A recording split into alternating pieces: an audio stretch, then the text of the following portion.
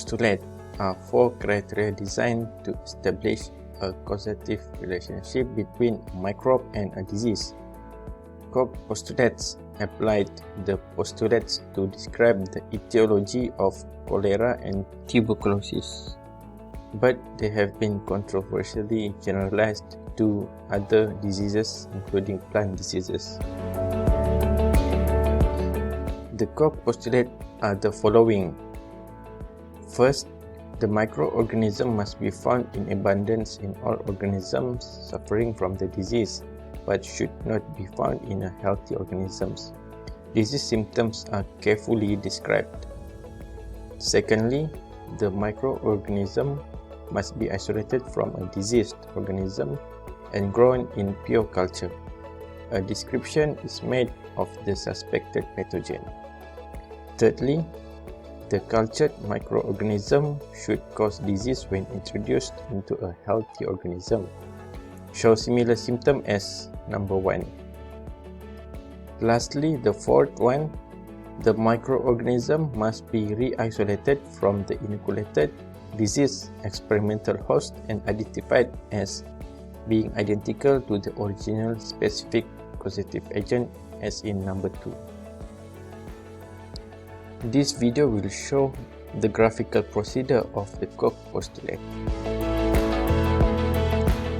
Criteria 1. Observation. Firstly, the disease symptoms and signs must be observed and described. In this example, chili will be used to show the procedure. No disease symptoms and signs are observed on a healthy chili, whereas the diseased chili showed anthracnose symptom. Secondly, the possible microorganism that caused the disease must be isolated from the infected part. A small piece of the infected part is cut and then surface sterilized by dipping in 5% sodium hypochlorite or bleach for approximately 1 minute. This will kill any other microorganism on the surface and minimize contamination when culturing on agar media later. After that, rinse the piece in sterile distilled water 2 times to remove excess sodium hypochlorite or bleach. Then, place the piece on a sterile or clean filter paper to remove excess water on the surface. Place the piece on a potato dextrose agar and incubate for 3 to 4 days until mycelium grow.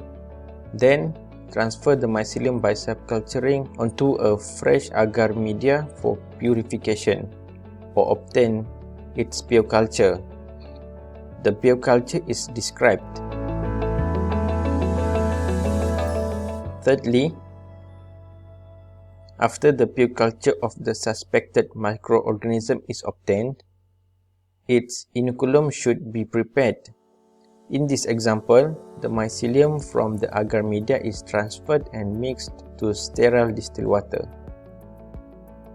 Then, a healthy chili is inoculated or introduced to the suspected microorganism by dipping into the inoculum.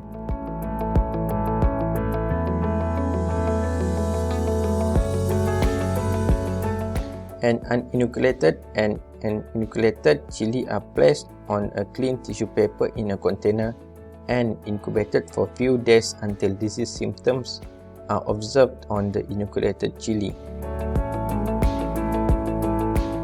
The symptoms appeared must be similar to the observation in the criteria 1. Finally, the infection occurred on the inoculated chili should be re-isolated according to the procedures in criteria 2.